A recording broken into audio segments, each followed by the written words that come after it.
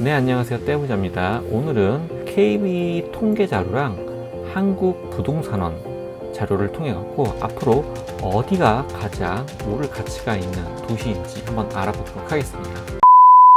전국 아파트 매매 가격 하락폭을 알아보면은 2월 3주 대비해서 약 0.04% 하락폭이 축소하는 모습을 보여주고 있어요. 주 단위로 측정을 하다 보니까 하락폭이 줄어드는 모습이 그렇게 커 보이지 않을 수 있지만 하락폭이 줄었다는 것 자체가 굉장히 좀 의미가 있고요. 그 중에서 좀 눈여겨볼 만한 곳이 바로 세종입니다. 예, 지난주 0.8% 하락률에서 0.55%로 하락률이 가장 큰 폭으로 감소를 하고 있어요. 그럼에도 하락률은 아직까지도 전국 1등을 지키고 있죠. 그리고 지역별로 보더라도 하락폭은 전반적으로 전국적으로 축소되고 있지만 하락은 계속 지속되는 모양을 보여주고 있습니다. 이렇게 바닥을 치고 올라가는 그 모습을 많이 보여주고 있어요. 워낙 그동안 하락폭이 너무 빠르게 진행됐어요. 금리 인상과 더불어서 심리가 완전히 죽어버리면서 부동산 하락이 너무너무 빨리 이루어지는 모습을 볼 수 있고, 그 안에서 가격이 적당히 떨어졌다고 생각하는 분들이 진입을 하는 모습을 볼 수가 있습니다. 진입하시는 분들은 누구죠? 네, 바로 투자자들입니다. 지금 시장에서는 1주택자나 무주택자 절대 주택을 함부로 살 수가 없어요. 떨어지는 칼날을 잡기에는 이제 부동산 공부나 투자 공부가 부족하신 분들은 잡을 수 없다라고 떼부자는 생각을 하고 있거든요. 결국 투자자들이 급매물을 소진하고 있는 시간이라 생각을 하고 있습니다. 더불어서 전국 아파트 전세 가격도 하락폭이 축소되고 있어요. 그 중에서도 1등 어디죠? 네, 바로 세종시죠. 0.94에서 0.57로 가장 하락폭이 축소되고 있는 곳이 세종입니다. 자, 그리고 지역별 주택 전세 가격 역시 하락폭은 축소되고 있으나 지속적으로 하락은 하고 있는 모습은 보여주고 있습니다. 네, 전세가가 살짝 반등하는 모습, 이 타이밍이 언제죠? 네, 정부에서 특례 보금자리를 비롯해 갖고 각종 이유를 시중금리를 좀 하락하면서 고정금리 상품을 내면서 이제 전세로 옮겨갈 수 있는 수요층을 만들어주고 있는 시장이 23년 1월이라고 떼부자는 생각을 해요. 이 타이밍 이후로 전세에서 월세로 전환되는 폭이 굉장히 많이 줄었거든요. 그러면서 전세 수요자가 생기게 해주는 정책이 아닌가 싶어요. 그로 인해서 전세가도 어느 정도 버틸 수 있는 여지가 마련이 되고 있는 중이 현재 시장이라고 생각을 하고 있습니다. 물론 진행형이죠. 앞으로 매매가는 계속 하락할 것으로 떼부자도 전망을 하고 있습니다. 요거는 이제 KB 자료 같은 경우에는 한국 부동산원하고 다르게 실거래가 위주가 아니라 전국 6천 곳의 중개업소를 대상으로 이 중개 사장님들이 앞으로 어떻게 될 건지에 대한 자료를 수집해서 이분들에 대한 의향을 묻는 거예요.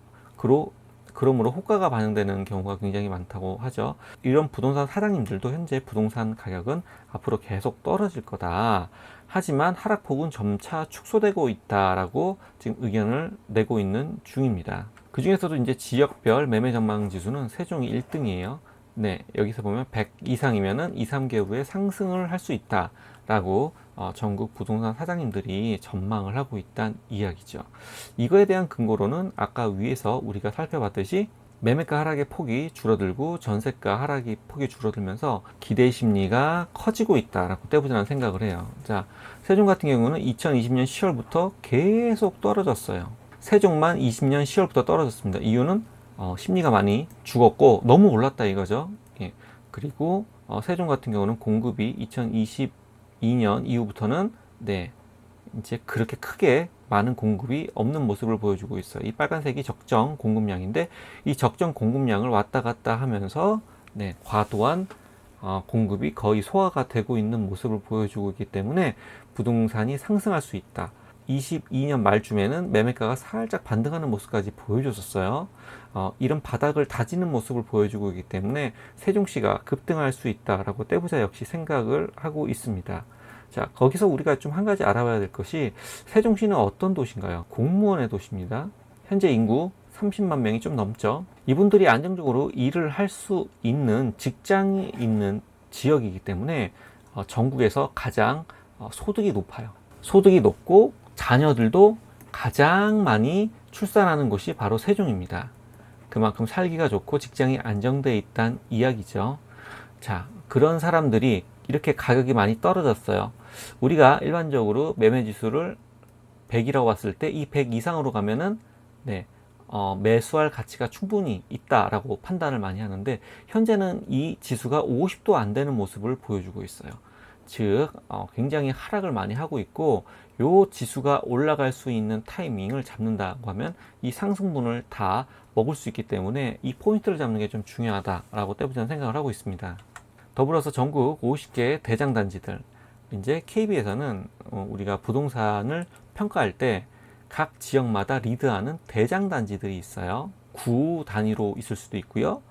그 다음에 동 단위로도 있을 수 있는데, 이런 지역의 대장 아파트 가격이 변동하는 거에 따라서 아파트 시장이 크게 왔다 갔다 합니다. 일단 대장 같은 경우는 가격이 많이 오르지도 않고 떨어지지도 않아요. 왜냐하면 교통과 학군, 일자리 등 삼박자가 모두 갖춰져 있는 지역이 대장단지거든요. 이런 대장단지가 움직였다 하는 것은 다른 대장 말고 2등급 입지, 3등급 입지에 있는 아파트들은 굉장히 많이 시세가 출렁출렁 할 수 있다는 이야기예요.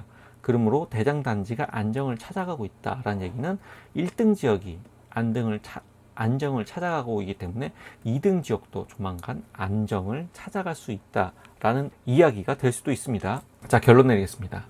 정부가 현재 여러 가지 정책을 이용해서 부동산의 유동성을 투여하고 있어요. 이것은 수요자를 만드는 시도를 정부에서 하고 있다는 이야기죠. 왜 이렇게 정부는 시도를 해야 될까요? 다주택자 혹은 부동산 시장에서 생산자 역할을 하는 사람들에게 돈이 투입되면 전 국민적으로 욕을 먹고 표를 잃을 수가 있어요. 그런데도 왜 이렇게 하냐? 현재 우리나라 수출 시장이 굉장히 어려운 상황입니다. 각 기업들에서는 정리해고, 그 다음에 명예퇴직 등 다양한 제도를 통해 갖고 고정비를 줄이려고 엄청 많이 노력을 하고 있어요. 그에 따라서 중소기업 같은 경우는 더 힘든 시기를 보내고 있겠죠. 즉 경기 침체를 막으려는 발버둥을 정부는 하고 있다. 더불어서 우리나라는 현재 대출이 대부분 기업이든 개인이든 변동금리를 가지고 있어요. 거기에 따라서 금리가 올라가고 내려가고에 따라서 불안정과 안정이 왔다 갔다 하고 있는 상황입니다. 그리고 현재 투자를 하고 있는 분들은, 떼부자가 생각할 때는 지난 2022년 상승장 때까지 상승장 수익분을 가지고 있던 분들이 투자 타이밍으로 선점한 분들이 있을 수 있다 생각해요. 즉 이분들은 돈이 많은 분들이죠. 그렇기 때문에 버틸 수 있는 분들은 지금 들어가서 낮은 가격에 선점을 하고, 시세가 몇 년 동안 떨어진다, 천천히 떨어진다 하더라도 버틸 수 있는 분들이 지금 들어가고 있다 생각을 하고 있어요. 단기로 수익을 본다, 이런 개념으로는 지금 투자를 할 수가 없거든요. 그런데 아무래도 대출에 크게 연연하지 않는 투자자분들 같은 경우에는 그렇게 큰 문제가 되지 않고, 지금 타이밍에 50% 이상 가격이 떨어진 매물을 주워 담을 수 있는 타이밍이기 때문에 들어가지 않나 생각을 하고 있습니다. 저나 아니면 저희 채널을 구독하시는 분들 중에 시드머니가 풍부한 분은 그렇게 많지 않을 거란 생각이 들어요. 시드머니가 풍부하지 않은 분들은 어떻게 해야 되죠? 네, 수익형으로 주택시장을 보든지 아니면 전세가가 올라가는 타이밍을 봐야 됩니다. 하지만 현재 상황에서 전세가가 올라가기는 굉장히 많이 힘들고 눈으로 보이지 않아요. 전세가가 올라가고 갭 투자를 하는 것은 전세가가 충분히 올라가는 모습을 보이고 난 다음에, 전세 대란이 일어나고 난 다음에 진입을 해도 전혀 늦지가 않습니다.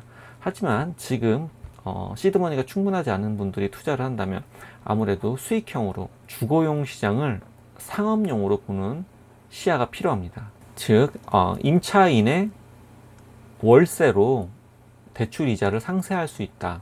그리고 이를 오랫동안 버틸 수 있다. 이를 버틸 수 있는 지역이다 라고 판단되는 곳에 투자를 해야 되는 상황이라고 생각을 하고 있어요. 떼부자도 그래서 그런 단지들에게 눈을 번쩍 뜨고 지켜보고 있습니다. 이런 매물에 대해서도 조만간 좀 정리해서 소개를 해드릴 예정이에요.